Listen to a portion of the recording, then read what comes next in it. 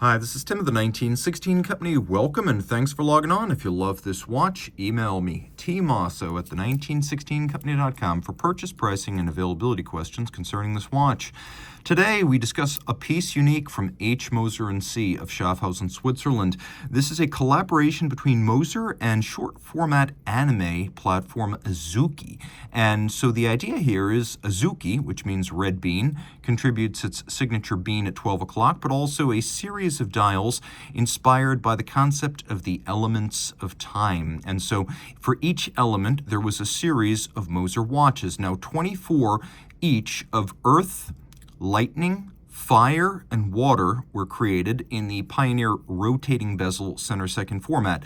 But for each of the elements, and quote-unquote elements, there is one piece unique tourbillon. So this is the elements of time, earth, and it is a Pioneer rotating bezel tourbillon.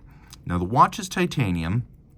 And although Azuki is crypto adjacent, the only thing that's crypto adjacent here is there's a PBT enabled warranty card. The watch is, as you could see, all real. The timepiece also features dimensions that are fantastically wearable, probably the thinnest you can get for an automatic winding 3-day flying tourbillon dive watch. It's only 11.6 millimeters thick, 40 millimeters in diameter, lug tip to lug tip, 47.7, and if you add these end links of the bracelet, those protrude just a little bit. Total distance across the wrist is 48.7 millimeters, and then there's a 20 millimeter spacing between the lugs. So there is a fire, a lightning, an earth, and a water tourbillon. This, of course, being the earth. It has a dial of a sort of pyramide hobnail with lacquer that fades from gold at the center to a sort of honey brown at the edge, maybe even a little bit of a medium brown. And the watch is, of course, inspired by Azuki's anime, but also streetwear, urban culture, Japanese domestic market cars and culture, perhaps a little bit of manga, although anime is the format for Azuki's online platforms. A fascinating collaboration. It was actually sort of a matchmaker deal where Moser and Azuki were brought together in part by the 1916 Company, so we have one toe in this world as well. The watch is easy to wear on my 16 centimeter circumference wrist. We'll throw it on. Again, it doesn't look as thin as it is, but it's actually thinner by about 0.5 millimeter than a Rolex Daytona. That's always my reference point for a fairly thin watch.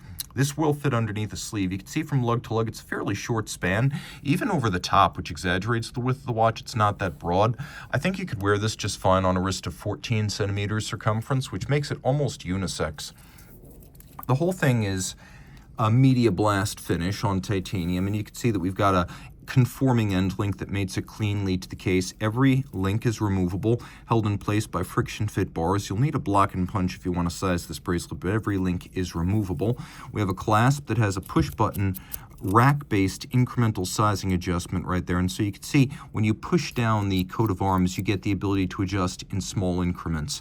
We also have a relatively thick gauge clasp and single fold deploy in action with twin trigger release, so you have to press them both to open this up. The watch is 120 meters water resistant with a screw down Moser branded crown. Taking a quick look at the clasp, you can see it has a ribbing or a coining in profile. Moser buckles and clasps tend to match the design of the watches to which they're fit, and so you can see the very same within the recesses of the case band. There's a little bit of a character line across the top of the lugs, and you can see that there's a sharp knurling outboard. You can see this is a 1, 2, 3, 4, 60 click bezel.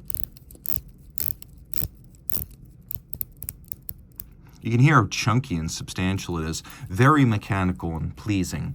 There is a titanium bezel insert, an unusual choice. You'll rarely see. Most metal bezel inserts are aluminum. This one is titanium to match the tone and finish of the watch itself.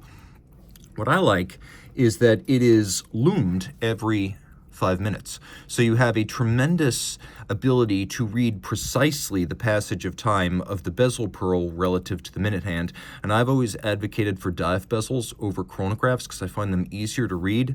And when you've already got a tourbillon on board, it's nice to know that there's one thing that will not be expensive to service down the road, as dive bezels are much easier to service than chronographs.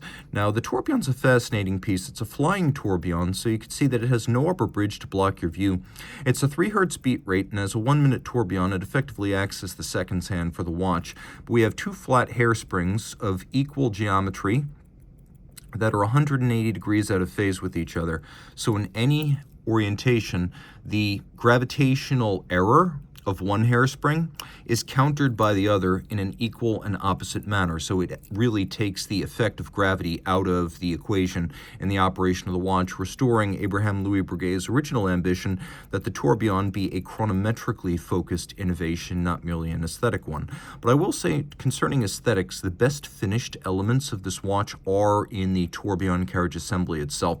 So the high-end decoration is there where you want it. You can also see the thick lacquer and the shades of lacquer on top of the metal pyramid base. It's good looking. We have solid blocks of luminescence, and all of this is ceramic based. It's called Globalite. Turn it over. It's based on the HMC 200 automatic, but it's upscale. So we have a rose gold rotor, we have a golden chaton cup, fixed by screws holding the barrel arbor in place. 3-day power reserve. We have ceramic bearings or ceramic ball bearings and steel races for the rotor, and then again ceramic ball bearings as a broad and solid low friction platform underneath the tourbillon. Bidirectional winding action with a lever style magic lever winding mechanism. 3 days of power reserve, again a 3 hertz beat rate. The movement's 32 millimeters in diameter, so it's nicely sized for a large watch. This isn't a large watch, but we've got a great sort of hand and glove fit between movement and case. We have double crested Moser stripes. We have beveling in all the jewel sinks as well as on the edge of the bridges.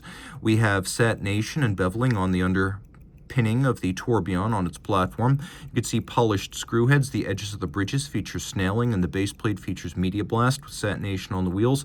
It's a good looking movement. There's a sunburst at the center. You can see a sun ray pattern at the center of the ball bearing, and then more fine finish on the dial side.